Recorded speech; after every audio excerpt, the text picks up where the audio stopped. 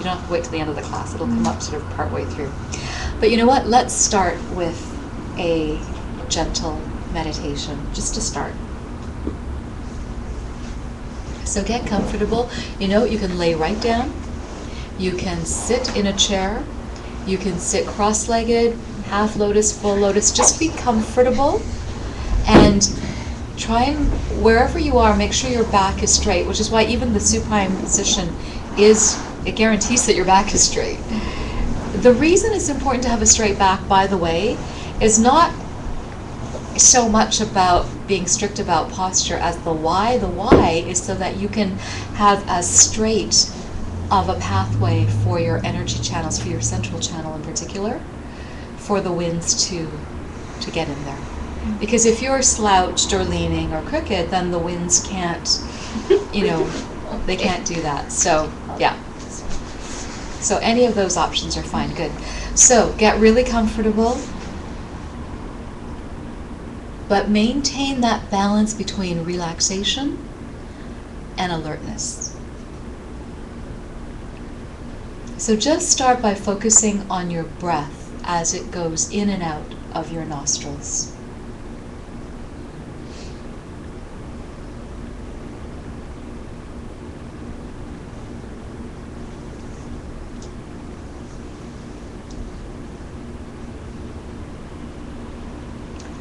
Now picture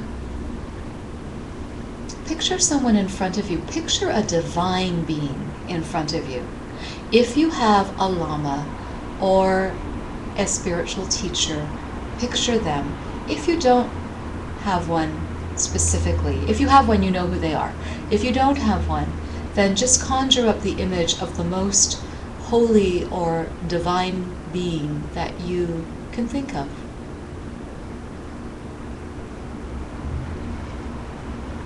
Someone who you respect deeply. See them clearly and see that they are gazing at you fondly. So very happy that you are prepared to struggle with your difficult meditations. So happy that you are meditating.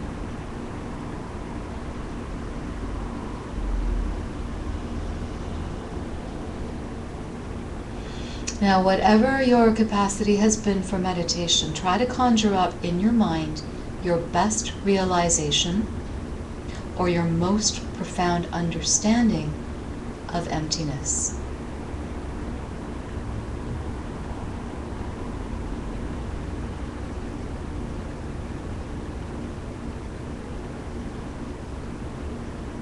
Then see that this is just a mental image. Now think about the difference between this mental image, your best realization of your meditation so far. Think about the difference between this mental image and the mental image you will have when you do see emptiness directly.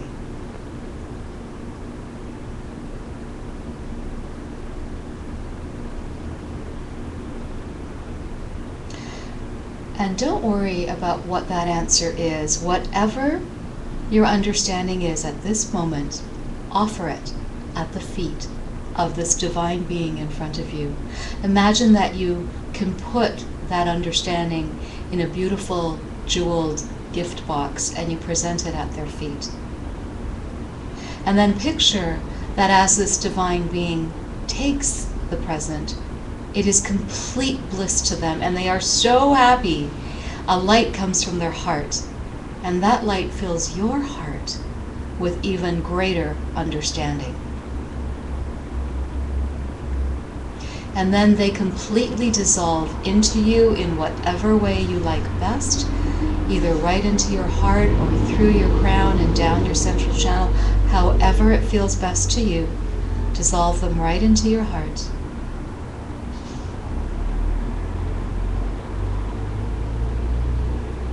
And then you can open your eyes and gently come out of the meditation.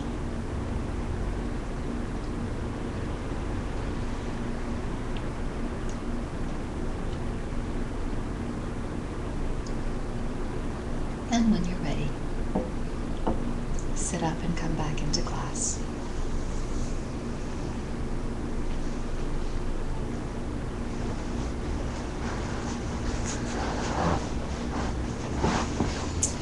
They say whenever you're about to do heavy-duty emptiness meditations that it's good to open up your heart first.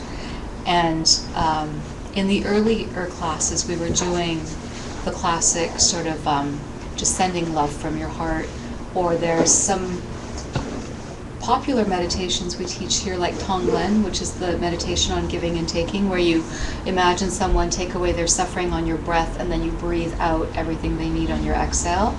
Those are good. If you've ever taken any of Christine's Exchanging Self and Others, those types of meditations are great, or any of Dee Dee's loving kindness meditations. All of those are really great heart-opening ones. This one that you did right now is actually based on the Lama, based on the Guru, based on the teacher. So it is most effective if you have a teacher, but it actually works even if you're thinking of the Dalai Lama or Jesus or Mother Teresa or whoever, like whoever. Might be Oprah, like it could be anyone who, just epitomizes someone who understands these things, It's very, very powerful if you can have someone like that in your life. And because it's kind of, they represent what's possible, right? They represent where we could very well be ourselves. And so to revere people like that is very, very good for planting your own seeds of virtue and to open up your heart. And then when you present your gift of whatever level of understanding you have as an offering, and it just makes them happier, and their love beams out of them through to you, and noticing that the love was what opened up more understanding for you. And even if in that moment it's just make-believe, that feeling is one of love, right? So that's a really good way to open up the heart. So that was just another alternative. Question? Okay.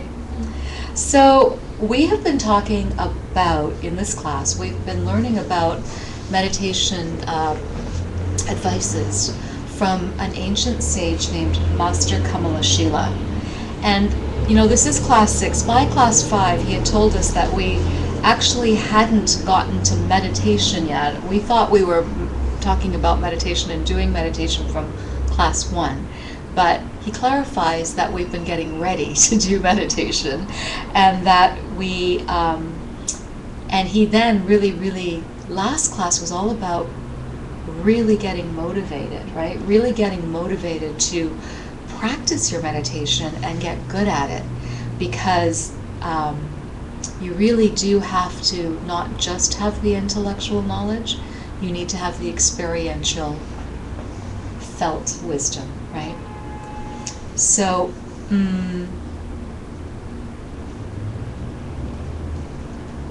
just by even being in this room, you have seeds for this. You have seeds that have brought you a curiosity. You have seeds that have ripened as whatever ability you are at right now. And, how these seeds wear out is,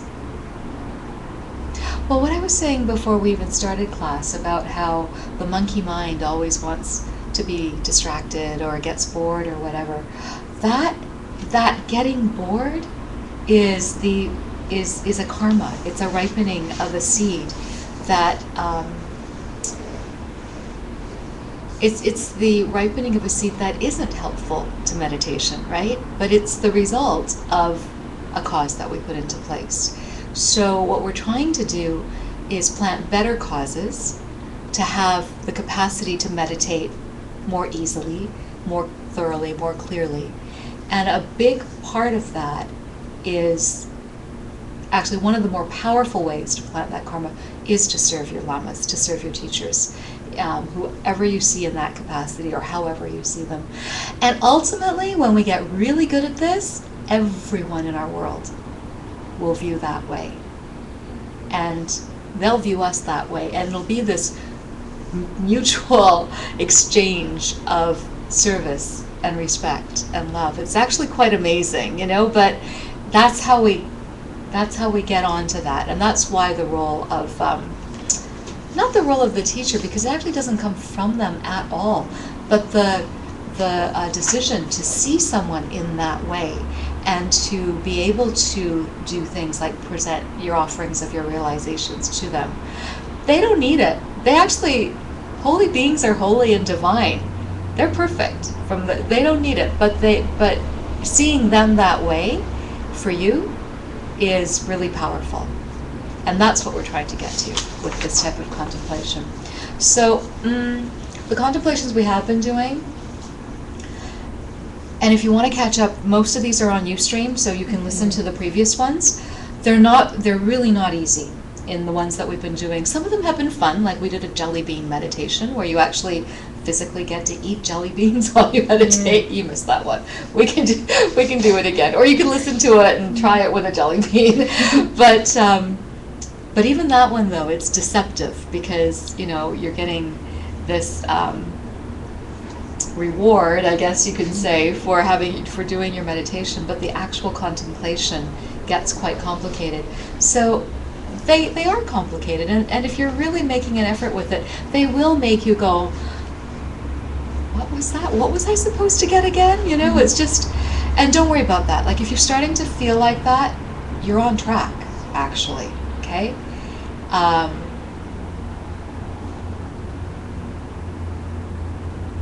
It is important to just practice, because Master Kamalashila also says you need to try it for yourself, or you will just get lost in the words. It will just be more intellectual blah blah, Now don't get me wrong, I said at the beginning of the class, the intellectual information, knowledge, book studying is important. It's important so that you are loaded up with the information, but at a certain point you have to let go of that and let that information turn into wisdom, turn into knowledge, because there is a difference. Okay, so Master Kamalashila was then telling us about the karmic causes. That was a big one, about having a teacher and serving a teacher. But he goes kind of goes backwards, and he gives us a brief and quick summary of what's called the 6 perfections. These are 6 motivations or activities of a spiritual warrior, a bodhisattva. And it actually comes from a very famous book by Master Shantideva called A Guide to the Bodhisattva's Way of Life. And so Master Kamalashila in last class did a quick review of that, but in a slightly different way. Do you remember the first 3? He didn't say the first 3 were giving kindness and patience. He said it in the context of how we apply ourselves to meditation. And I didn't bring last week's notes with me, but it was basically that whole concentration, the stillness.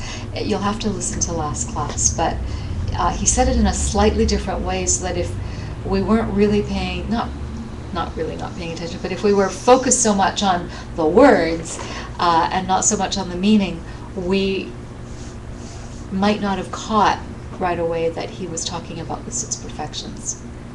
But he was. And we did actually clarify in last class how it did correlate to Master Shantideva's 6 perfections. So, but he kind of went backwards, because the 6 perfections starts with giving and ends in meditation. And the way Master Kamalashila did it, he gave the review and then said, it really though, the real cause for advancement in your meditation is compassion. It all goes back down to how kind have I been? How kind have I been in this moment? How kind have I been today? How kind have I been in this life? So it really, really emphasizes compassion. Okay?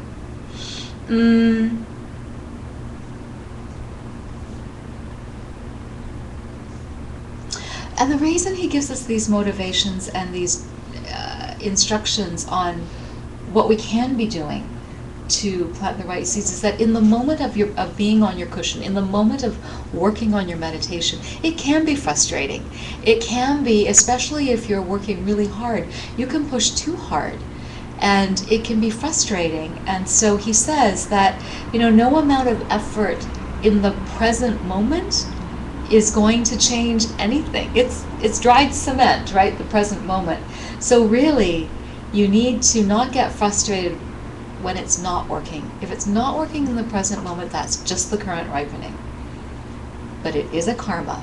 So what are you going to do to change it? And you can't do it by just squeezing your eyes and holding your breath and just trying to focus more in that moment, It really is making the best and the most out of that meditative opportunity, dedicating your effort, and then going off your cushion and being kinder to people, right? Plant those seeds so that you will have a better experience on your cushion.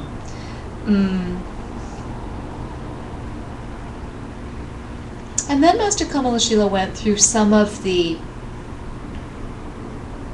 problems, right? The main ones we know about: dullness and agitation. And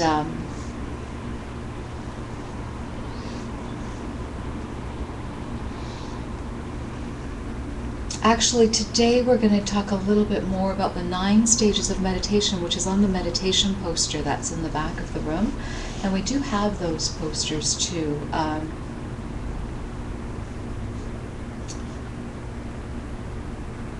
me just make sure I haven't missed. Yeah, we're doing a bit of a review again, which is useful because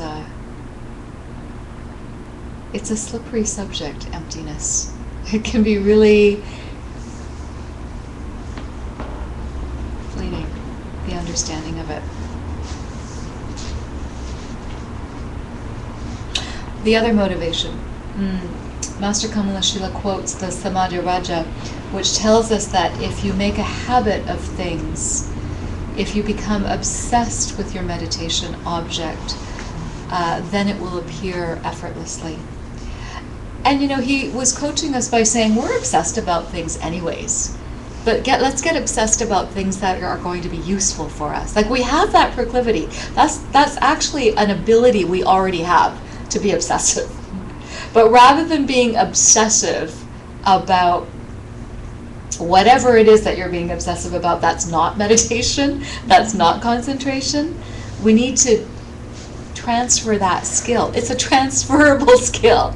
But rather than being obsessed about what he said or what she said or what they didn't do, or, if we can set that effort onto our meditation, even looking at, say you're having a bad time on your meditation cushion and you have enough wherewithal because you remember hearing that, okay, this is just a ripening, and it's not saying don't be frustrated. If you're frustrated, that's a ripening, but observing that frustration and looking at it and going, I'm really frustrated right now. What possibly was the cause I planted to get this? Because I planted something. I am really frustrated right now. It's not that you deny. It's oh, no, I am a meditator. I'm not frustrated. It's not about denying it or saying it isn't so. But it is about getting really curious about what brought that to you. And as you get really, really curious, you're actually doing an emptiness meditation, because you're trying to figure out how it is that you caused this, right? Where did this come from in me? And when you're looking at that and beyond that, you'll be in that realm of groundlessness, right? But it'll be with so much curiosity that you won't know you don't have a parachute. So it's kind of a cool way to look at things too. But Master Kamalashila says that we should be obsessed night and day about seeing the illusion for what it is, seeing that the world really isn't as it appears to be coming at us. And that in order to get that motivation, sometimes we have to look at the pain in the world. We have to get really motivated because that's coming from us too. And we don't want to be in pain, and we don't want others to be in pain. So that is coming from me. I need to change that, and fast. Because there's a heck of a lot of pain out there. It's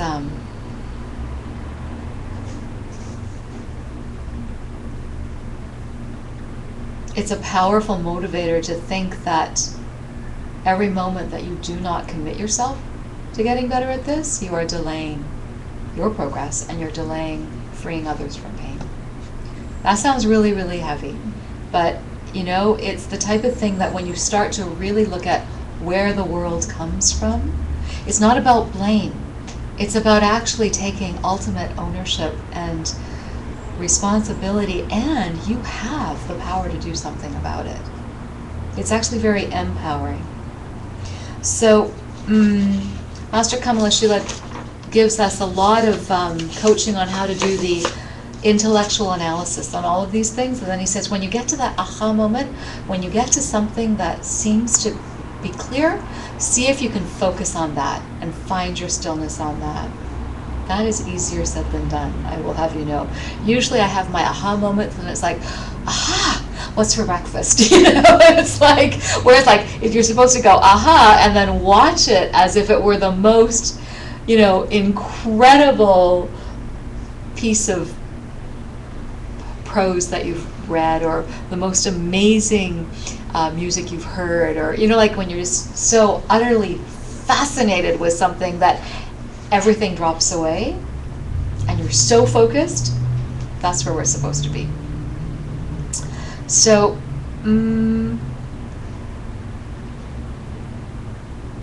but then he goes on to all the problems that are going to pop up when we do commit ourselves to doing this.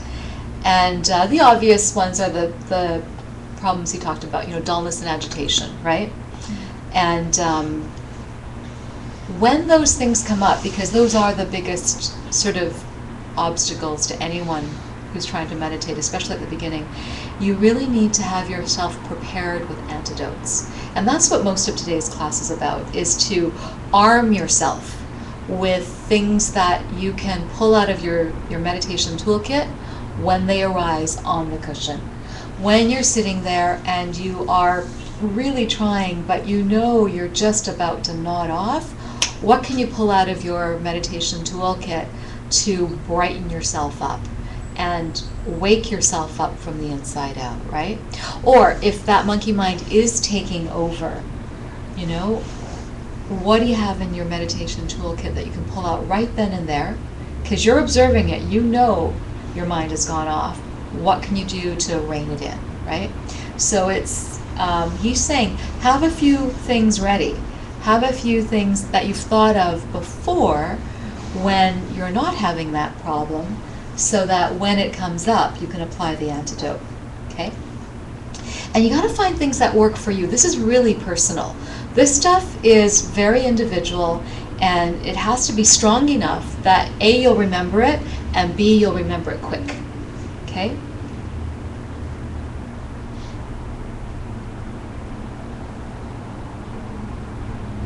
The second general problem, so the first general problem was that dullness and agitation thing.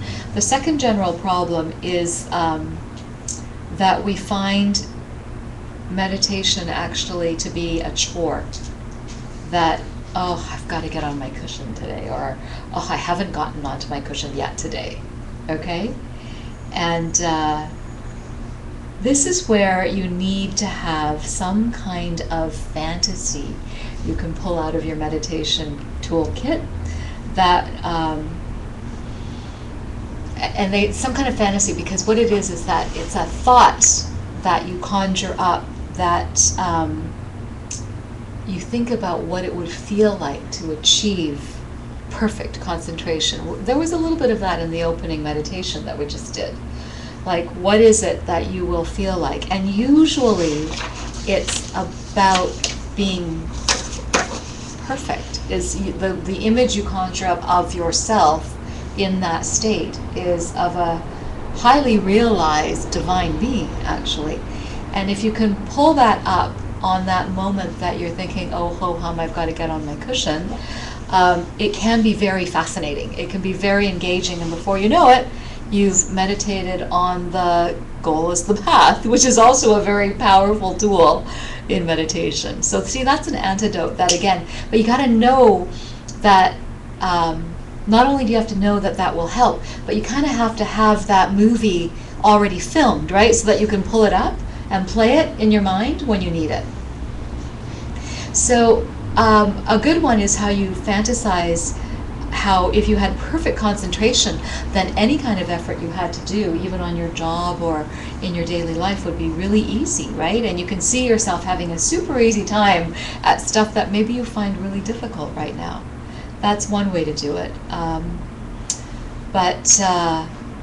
Again, it has to be really, really personal. So here's the punchline to that thing I said earlier about how meditation, they always say it's going to slow, like you can slow things down. You can slow that movie down so much that you can catch the moment-to-moment parts of it.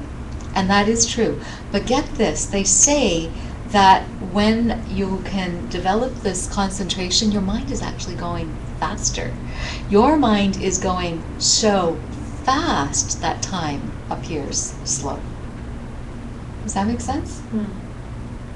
Yeah, this was the big aha. I know it's sounding less aha now that I'm talking to you about it, but seriously, when I was reviewing this class, I'm like, of course, like if I'm able to perceive things so quickly, like faster than I can perceive them right now, then how I'm perceiving right now will seem really slow, and I will be able to catch the moments of the mental images, the discrete mental images that are putting together my movie, right? This is the one and only time I've ever heard it this way in this Bok Jinpa class. You will never hear it again in an ACI class. You will hear the meditation thing will slow your experience down enough that you can catch it. But consider this, and it's really interesting. Your mind is so much sharper that it's going so quickly that it is catching divisions of moments in time. And that would be very useful in catching mental afflictions, right? As they arise, as they're happening. So it does go back to your original goal. So you do have to plant these antidotes in your mind, in your heart. That's what this is all about. The third general problem he calls is fogginess. And this is different from dullness. This is, it's not, because dullness is more when you're tired. This is really more about laziness as opposed to tiredness, okay? And it's kind of a depression, actually, fogginess. So the antidote to fogginess, by the way, is a really good antidote for depression. So if you suffer from that at all, or if you know people who do, then this is actually a really good antidote. And what it is that you set up in advance for yourself the answer to this question: whose beautiful face can always make me happy when I am in a dull, crappy state of mind? And you just pick someone or something. Maybe it's a pet, I don't know, maybe it's ice cream, I don't know, but you know, what is it that immediately can bring a smile to your face? And they do say if it's a person, it can be really stronger, because there's this emotional attraction or appeal, right? But obviously this is very individual. It has to be something that for you, what on your crappiest of days would make you feel like smiling, right? Who could actually do that for you? And get really, really clear with who that is, and see them very clearly, and then tuck that image away in your meditation toolkit, so that when you are feeling this fogginess, or when you're feeling kind of blue and your meditation's not really going anywhere, pull that one out, okay? The last big obstacle that Master Kamala Shila gives is that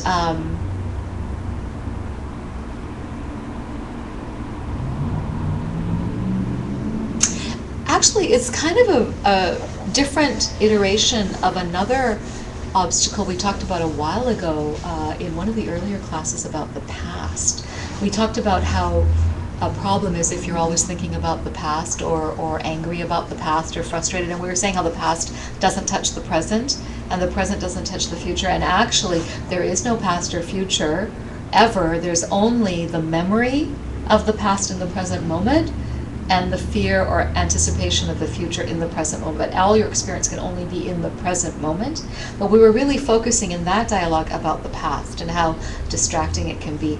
This last obstacle is about your mind always going into the future. Like, what am I going to do tomorrow? What's for breakfast tomorrow? What am I going to do on the weekend? You know, like, and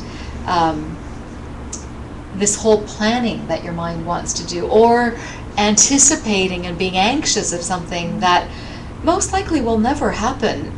Actually, it never will happen exactly the way you fear.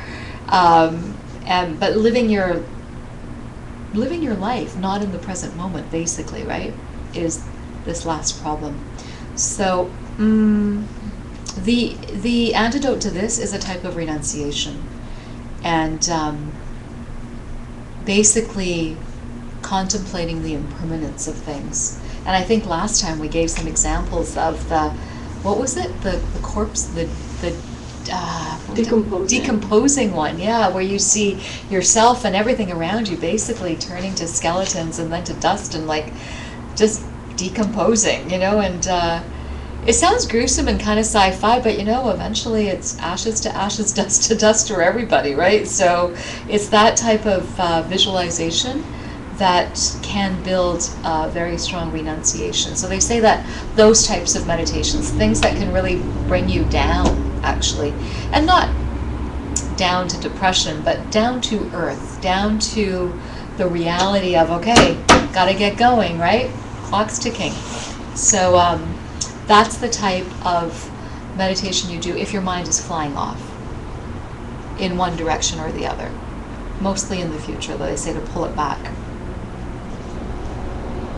So we're going to do a meditation now, which the Lamas like to call planning your attack, because this is about coming up with a handful of really good antidotes for yourself.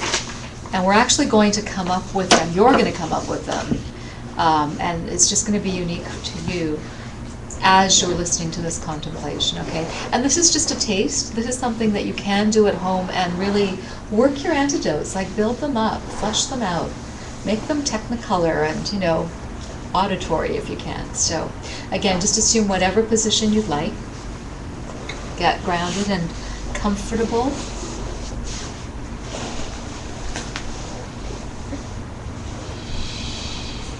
Okay, and focus on your breath.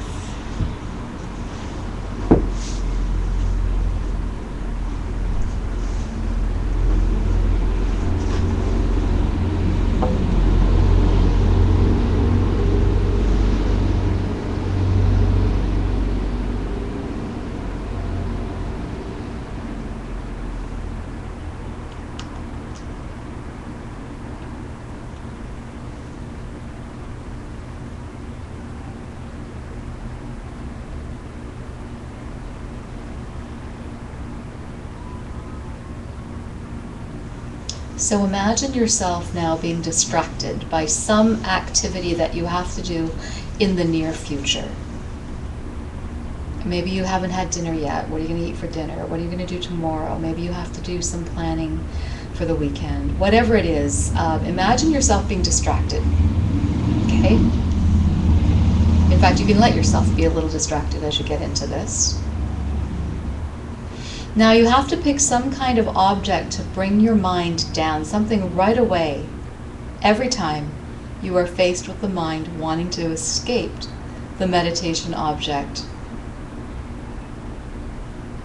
See if you can pick some kind of object that will pull your mind back.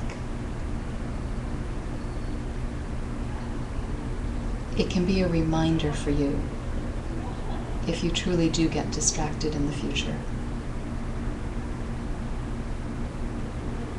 You might think about what kind of pain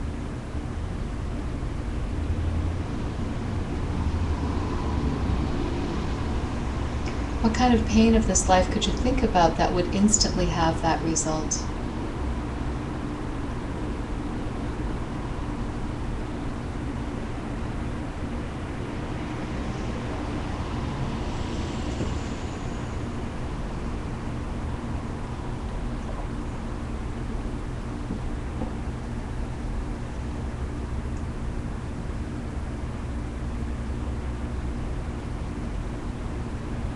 Now picture yourself looking at your meditation cushion with dread, or thinking, oh, I don't have time to do this right now. And now come up with a very good antidote that you can instantly remind yourselves of. A beautiful fantasy about what it would be like to have perfect meditative concentration.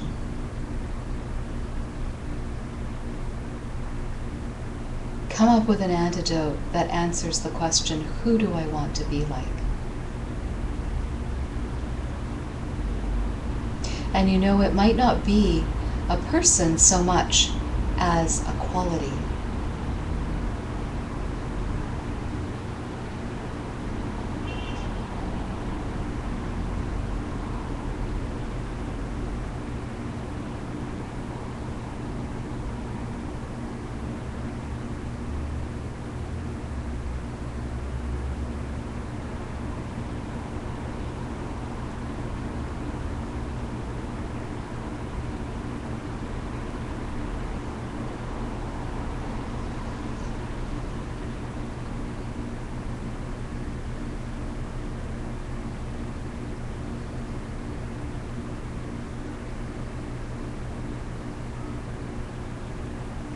Now picture yourself totally exhausted.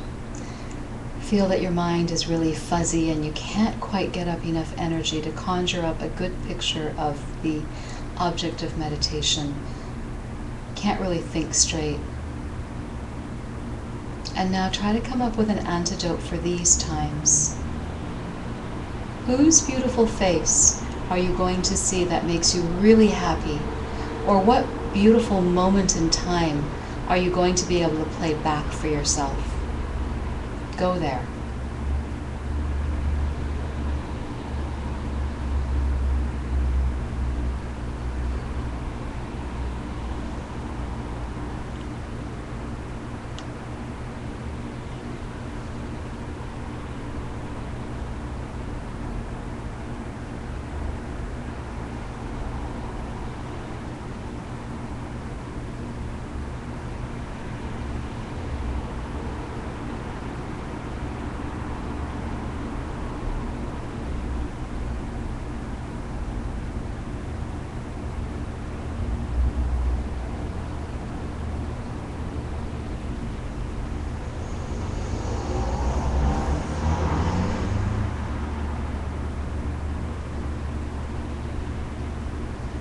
Okay, come back into the room, and when you're ready, you can open your eyes.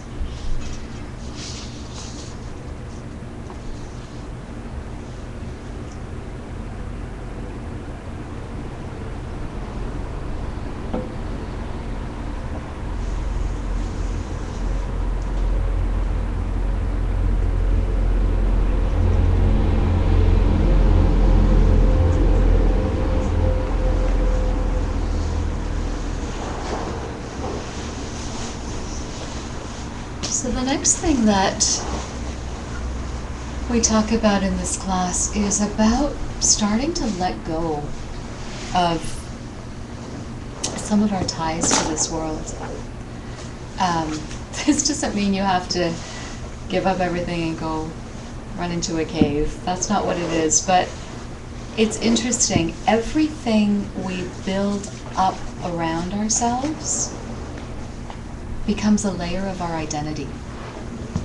And it's often subconscious and unconscious, but we layer ourselves up with all of our attachments. And the more we build up, the harder it will be to get down to the source of who we really are, which is actually our own emptiness. It will be really, really, really hard to see that if we've built ourselves up so much with who we think we are. And who we think we are is very much built around who and what we are attached to. Like, we surround ourselves with people who, in some way or another, tell us what we want to hear, right? Or make us feel what we want to feel. And they're giving us images of ourselves, really. Like we like the way we look in other people's eyes, right? Sometimes, so we get attached. This is how relationships start to happen, and it's really easy to fool ourselves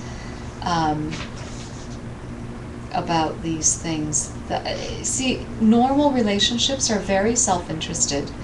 This is why talks like last time, the phase 2 where we're talking about what a real spiritual partnership is, which is really about how can we serve the other person?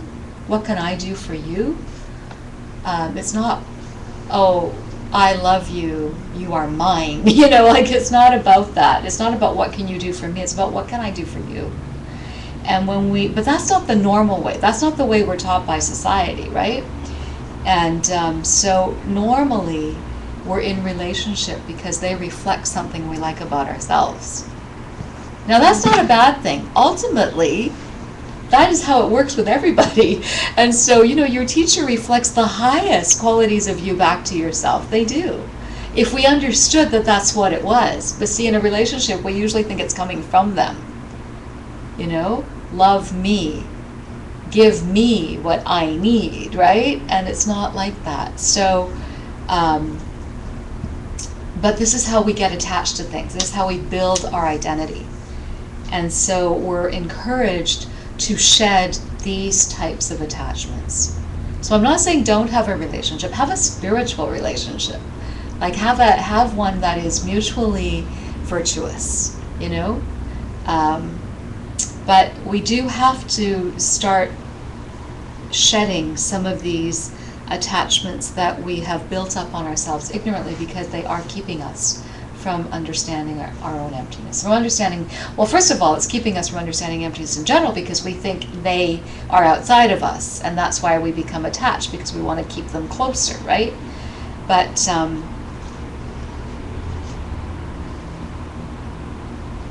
yeah.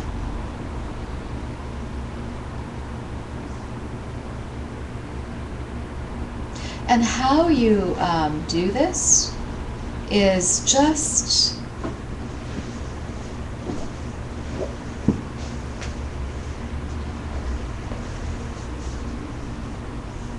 to really practice these meditations on understanding where the world really comes from.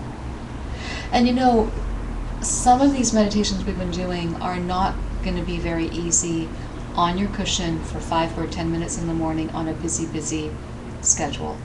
Like these are the types of meditations that you'll want to take into retreat and maybe work on one for 3 weeks, or 2 weeks, and give yourself the time to really delve into it.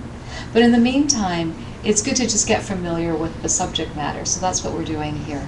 And even with the antidotes, right? Like we just did a quick overview right now on the cushion, but each one of those, like we did 3. We did the what if you're feeling distracted? What if you're feeling a little down? What if you're feeling, what was the other one? What if you're dreading going onto your cushion, right? So it was just a gentle walk through some of the common problems, and then just trying to give yourself the space to come up with an antidote. Even that, you can spend like a whole session, a whole 20 minutes on the one question, right? Just to come up with even that face that, like, what is that face that could really bring me up? Like, what is that? Who is that? What does that look like? And it can be quite engaging. So all of these things are really good to have even in your preliminaries. Refuge is good too, right?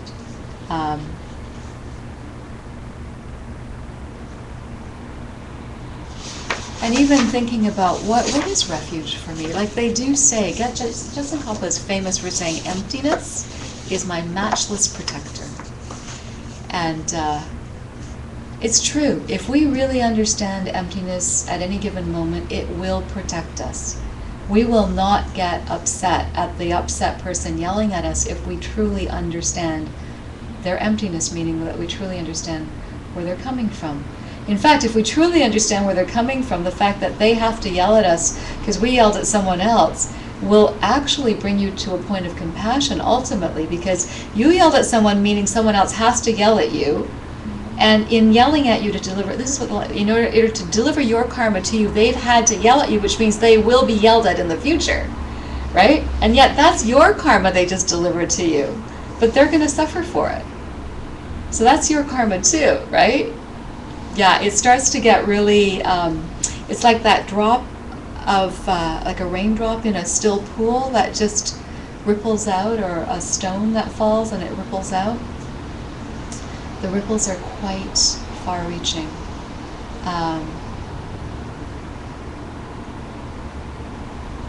Okay, so back to this getting to a state of meditative stillness, which is where we started with. Master Kamalashila said, you guys have just been contemplating. You haven't quite gotten to meditative stillness yet. You do have to go through all of this intense searching about the goal, right, and this motivation. And you do just have to apply yourself regularly. It's just regular practice, you know? Day after day, it will get better. Start small, build up, right? Master Kamalashila says if you do that, you will reach a state of balance where neither dullness nor agitation is arising at all, and you will be able to focus on the object of your choosing for as long as you like. Like, it will be within your control. And this is what we're getting to. So, how are we doing for time?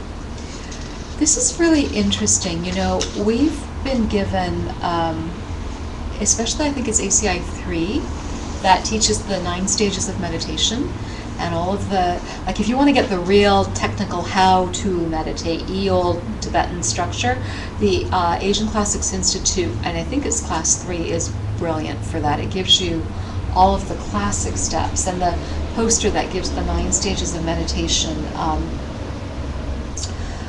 is really, really good. And so Master Kamalashila kind of reviews all of that just briefly. First of all, you put your mind on the object and you can't even stay on, right, for any length of time. And then it gets patchy, where it stays on for patches. And then you, the gaps get narrower, and the length of time that your concentration is concentrating gets longer.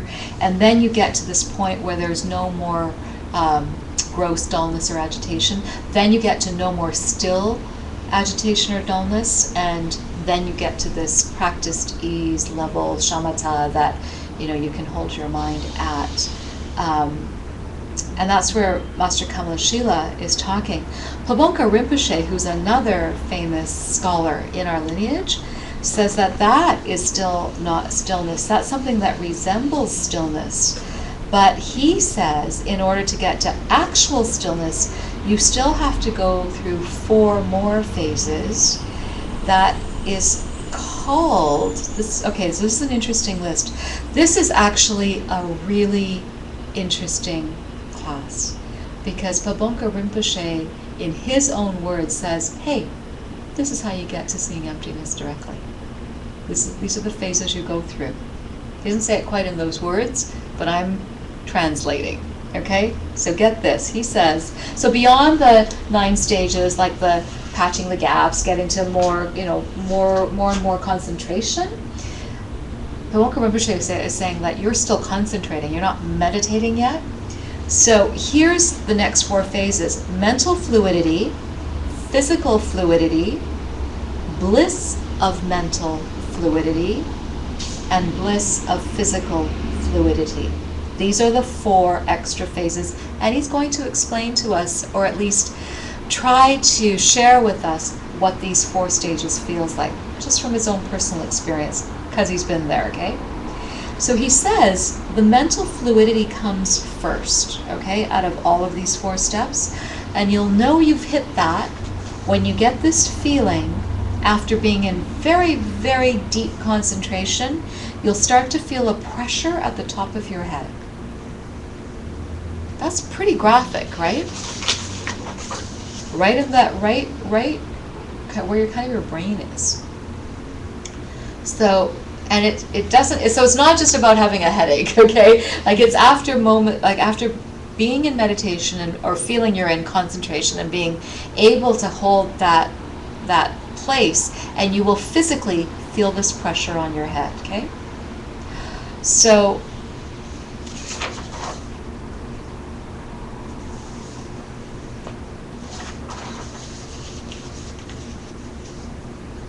Then, sorry, I called that mental fluidity, but it's actually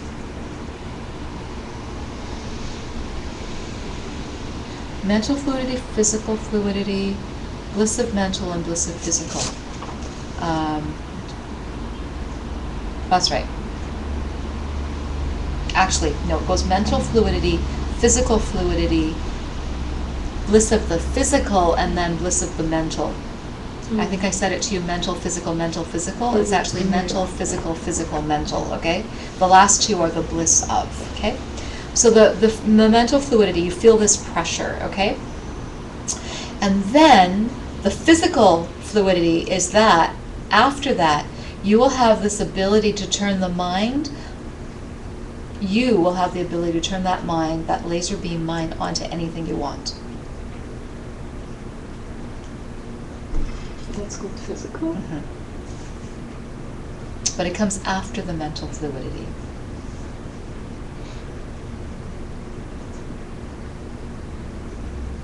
And then, because you're putting your mind towards, and it's a virtuous object, obviously, that if a mental affliction should come up, you're able to destroy it immediately because of the power of the pure inner winds that are coursing through your body. And it's a wind, right? It's a physical wind. Therefore, this is the bliss of the physical fluidity. Okay? So that's third. And then you will feel like your body is getting light as a wisp of cotton, he says. And because of that, you will feel this great sensation of bliss throughout your body.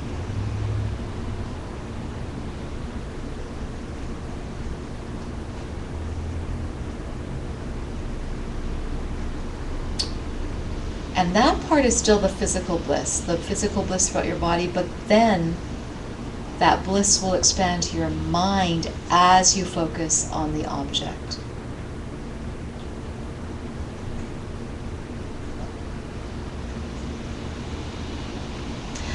So actually, that's very specific, and yet it's still pretty vague, right? Because we can only imagine what he's talking about, but it's kind of cool that he's giving us this breakdown, that it happens in those ways. So he says, in addition to not having, see, when you get to that point, so you've had your concentration, right? And you feel this pressure. And then you have this ability to physically move your mind, right? To any object.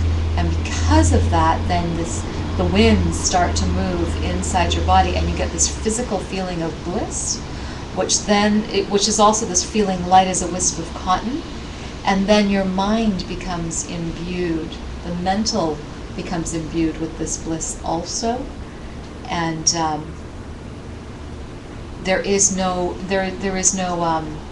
it's like you no longer have subject and object at that point.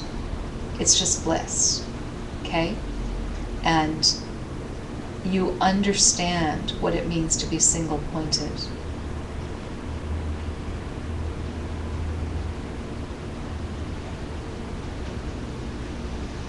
He says there is absolutely no other object besides that object that you're focusing on, which is emptiness at this point.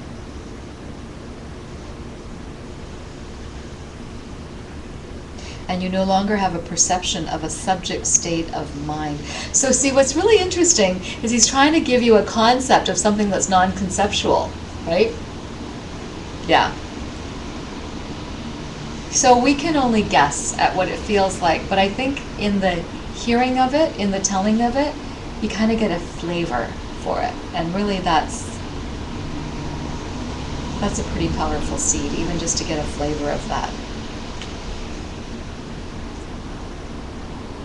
So he says, in addition to not having any other object, right? He says your object is just the object that you're focusing on. He says your mind dissolves into the object.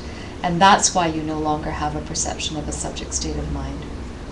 And that's the incredible bliss of mental fluidity. So, it gets so strong, this mental fluidity, that you feel you're almost going to lose the object, so you pull away just a bit, and then you are there in perfect stillness. And he says that's exactly the same as being on the preliminary stage of the first concentration level of the first form realm. In other words, so you go through those 4 phases, you almost get lost in the bliss, but then you just pull yourself back a little, and then you will just land in this state of perfect stillness, and that is the first level of the form realm, which is where you see emptiness directly, right? It's like poof, that's how you get there. That's all.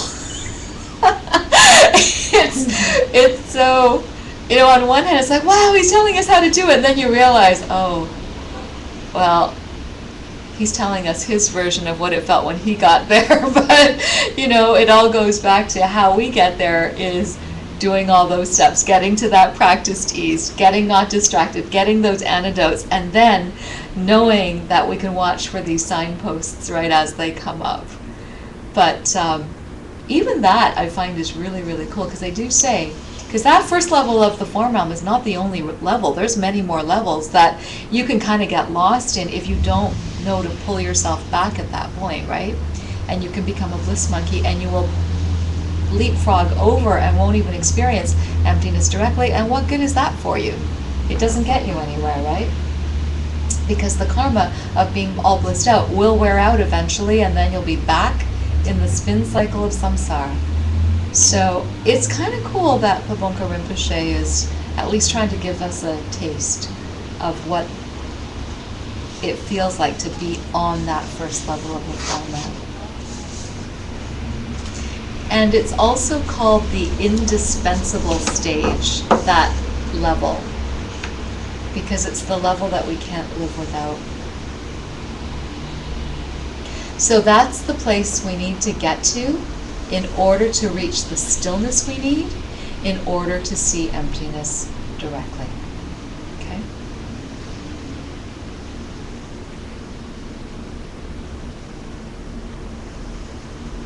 So,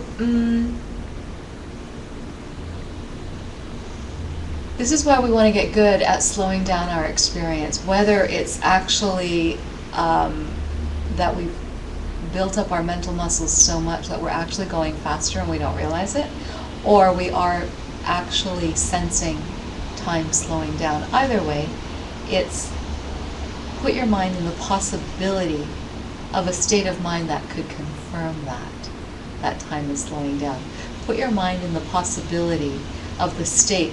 Put your mind in the possibility of the state of mind that could confirm that you are observing time slowing down. Okay? So that you can focus on a karmic seed ripening so closely that you could detect the parts of that karma and where it's coming from.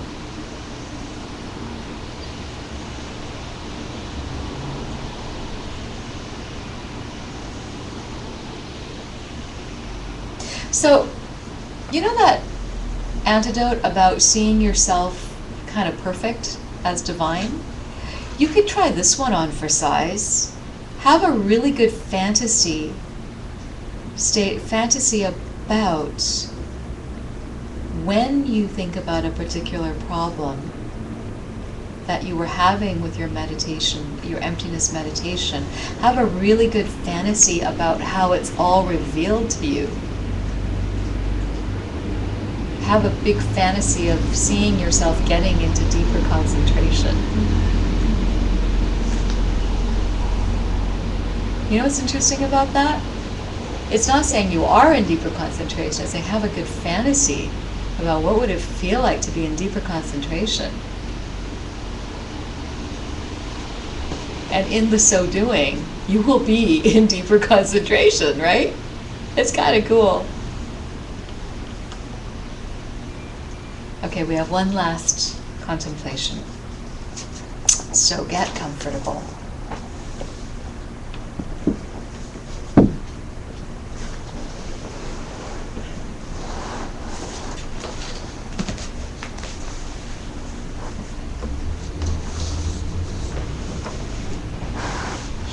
So I will warn you, if you were not in class to do the meditation on your shoulder, this one might not quite be as powerful. We're going to do the meditation right now as it is in this class, but it would help if you went back and listened to the shoulder meditation, which I think I have as an audio. We can email it to you too. So get comfortable.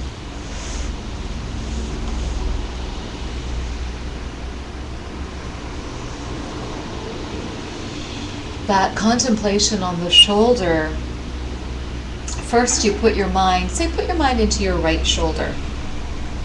Watch yourself making the shape of the shoulder. Try to see it clearly. It's not like you're looking at the shoulder, it's like you're placing your mind right in there, and it's like you're placing an object into empty space. So in that earlier meditation of the shoulder, which was not in this class, it was in another class, we really put the mind in it, like tried to feel the curves of it. Put your mind right into that one shoulder. But now, for the sake of this meditation, watch yourself. Watch the picture that your mind is making of feeling that shoulder. How does that shoulder feel in that space? So you've got two things. You've got the picture of the shoulder and you have the feeling of the shoulder. Okay? These are two separate karmic seeds. So see if you can catch that. See if you can watch the picture of the shoulder, the physical shoulder in space, and watch the feeling of that same shoulder, okay? And remember, these two, the picture and the feeling, are two separate karmic seeds.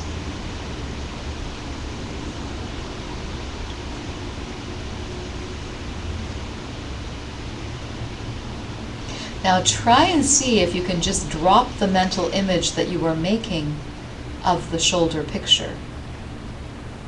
And check and see if there is another shoulder there apart from your mental image. It will probably pop back up, and if it does, try again. So get the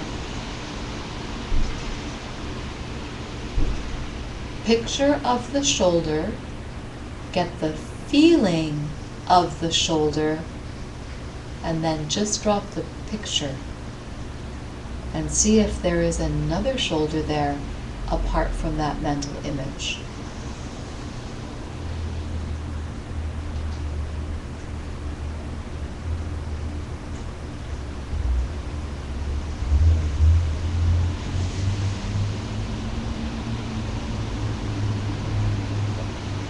Okay, pull that image up again.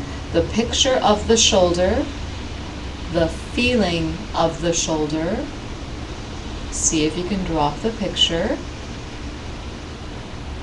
Now see if you can drop the image of the feeling.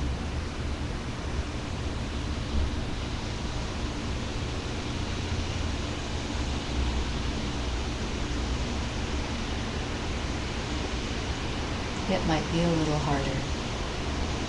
Try that one more time. See the picture of your shoulder.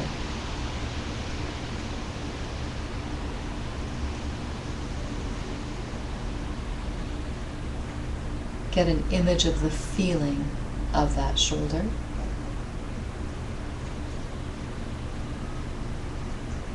Drop the mental image, drop the picture. Now drop the feeling.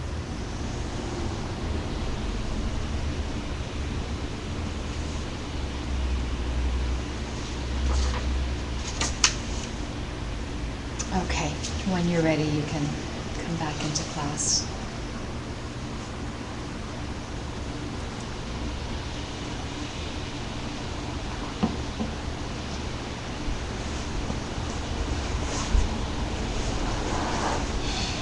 So what's really interesting about that meditation was the two seeds thing. The fact that the picture and the feeling of the picture are two separate seeds. Okay? But in your mind, it's seamless, right? Yeah. So you can do that type of contemplation with many things, but it's an interesting one. I'll just give you the preamble because I don't think either of you were in the class with the shoulder meditation. What you do is you picture your shoulder, and you just put all your mind into it. Your mind becomes the shoulder. Then you picture the knee, the opposite knee. And then you picture one of your big toes. And as you're really focusing your mind on the big toe, the question is asked, what happened to the shoulder? And you will have dropped the image. Not only will you have dropped the image of the shoulder, you will have dropped the image. You'll be like imaging toe, right? And so the purpose of that whole meditation is to catch your mind observing and experiencing the world as mental images. Because it's really, you're holding the mental image of the shoulder, and then you're holding the mental image of the knee, and then you're holding the mental image of the toe, and you know it's a mental image because your eyes are closed, right? And so you're not looking shoulder, knee, and even that, even if you were looking, it actually is a mental image. But we start by closing the eyes because then it's a little bit easier to grasp the logic and to have a realization that, yeah, it's got to be a mental image because I'm seeing it in my head, I'm seeing it in my mind, but I'm obviously not seeing it, right? But then even to have that awareness that your mind is not seeing what it's seeing when you think you're seeing it. Because even by following those instructions, you're focusing on the instruction. And when you're focusing on the one part, the other part is gone. Where did it go, right? So that was the first layer. This layer is then going on to the object, but then trying to deconstruct it even more from mental image of a visual to mental image of a feeling, and how those are actually two separate experiences, but we meld them all together. We fuse those images. Those images go so fast that they become one experience. And what we're trying to do in these contemplations is to separate. It seems sometimes like mental gymnastics, right? And that actually is what it is. We're trying to make our hearts and our minds so limber and fluid, but also, though, we're training ourselves to recognize the images for what they are, mental images. Because actually our world is that, but it's so fast and appearingly seamless that we believe it. We believe it's happening out there. Because it's really hard to believe otherwise, because it just doesn't look that way. It just doesn't feel that way. But it's because we don't have the karma to see or feel it in the way that we're actually projecting it. So what we're trying to do is train ourselves to get an obvious realization with the gross stuff, like that shoulder or that knee, right? So that we can then do the karmic ripples, do the ripples out, and start to understand how, well, if it's true for that, then maybe it's true for something much more subtle. Okay. That, my dears, is class 6. It's a pretty heavy duty, dropping you into the deep end contemplation. So don't worry if your mind is going, what? What was that? I thought she was saying we were going to meditate. I don't feel like I've meditated yet. I think she just took me through a whole bunch of mental gymnastics, right? Any questions? Yes. So I have 2 questions. Yes. So the first one, when you say drop the image. I'm talking about the shoulder meditation, contemplation. So drop the image, drop the feeling, which is another image. It is another image, yeah. So my mind goes into, okay, where's another object, right? Yeah. Is that a common experience? It's common, yeah, because your mind wants to hold onto object. something, whereas emptiness is an absence of a thing, right? But there is some kind of nothing at the moment, and then it freaks out, and then it wants, give me an object. Okay, interesting. Okay, good. Yeah.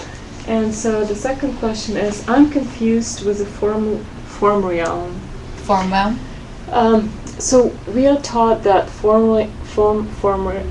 I know, it's hard to say. Excuse my English. Form realm. Form realm and formless Yes. realms are just the 3 higher realms of samsara. I mean, including the human, right? Yes. They So- are still in samsara. So Yeah. when I say you're back in this, you never left the spin cycle of samsara. Yeah. But you have to be on the first level of the form realm to see emptiness directly. Yeah. So, and then we are taught that actually the experiencing ultimate reality is the first step to getting where you need to be. Yes. At the end of the journey. Right. Which is So- getting out of samsara. Yeah. So, why, if we're going to visit the form realm, why are these beings are not aware of the ultimate reality then? You know, I don't understand. How come we go there and we see it, and they are there and they don't see it? Does it make sense what I'm trying to ask? Not really. Not really. Well, Does it actually, make sense? Makes sense. it's not that your question doesn't make sense. I guess what I'm seeing is there is a bit of self-existence to the question, because correct me if I'm wrong, but I'm hearing the question as, so we're in this realm. Our minds have to go to this other realm, and there are other beings in that realm, and there are other beings in the formless realm. Well, actually in the formless realm you can't see the beings because they have no form. Yeah. It's just mind. But there are other entities there, shall we say, souls, for lack of a better word, right? But the thing is, though, it's not like going to Seattle, or it's not like you go to another place, okay? It's still your experience, okay? And all of this is still within the realm of suffering. Because, by the way, a Buddha who is not in samsara can still interact with us in samsara, right? So this room right now for me is samsara. But this very same room is also a Buddha paradise. I just don't have the karma to see it yet in that way. So it's not that the geography or the physical location changes in any way. It's just that my seeds ripen differently. So but you can see, actually you can think of the first level of the form realm. Maybe it might be easier to think of it as a portal, to think of it as a doorway through which you get this glimpse of ultimate and it's not like ultimate reality is just there. Ultimate reality happens to be here right now, except that in this realm we can't see it directly. Whereas at the level of the first level of the form realm, you are at the perfect balance of physical stillness and mental agility and focus to perceive it. So, and until you're a Buddha, you cannot exist in that level and this level at the same time simultaneously. You come out of the direct perception of emptiness and you come basically back down to earth, back down to physical body, and deceptive reality reasserts itself. Everything appears the way it did before, only you are now forever changed. Okay? But the beings, if you want to say that, there are beings in the form and formless realms, which we'll learn in, I think, Death in the Realms of Existence classes. Yes, there are beings whose karma ripens in those realms. And they say that if you're a really good meditator, but you haven't you've gotten distracted by the bliss of it, and you've just like gone into this, what they call like this morphine haze of, you know, it feels so good, and you're just like in that level of experience. You could have a rebirth in a form or formless realm, right? In the form realm, apparently you're exquisite. Like it's amazing form, you know? And in the formless, you're all just mind, right? But in those two realms, the reason the beings, you see, they haven't seen emptiness directly. They're still in suffering, as you say. They have to wait out their karma before they can have another opportunity to perceive emptiness directly. And they do say that the human existence is the perfect one to do that. So if you're born in a form realm, no matter how much you meditate, you won't see emptiness directly. No. Okay, so it sounds to me like this journey into the form realm is just a way of getting out, just detaching yourself from the body. So it doesn't really matter where you're going. No, really. It doesn't. Okay. No, it's just, and that's why they say. So that's why I say it's like a portal. Mm-hmm. It's like a doorway. It's the opportunity. That is the opportunity right there. So it can be second realm, third realm, fourth. No, you've surpassed it. And actually, in the second realm, third realm is more bliss. So you might get addicted to the bliss. Ah, so that's why you need to kind of stick to the. Yes. Oh, okay. And that's why I'm saying it's blissful, and you become a bliss monkey, and you're like, because it feels so good. You know, like why wouldn't you? It's the new drug without having to, you know, and it's So that kind of parallels to what people who have had the, how do you call it, clinical death, when they say that, even in this book, Dying to Be Me, she said that she could go only as far.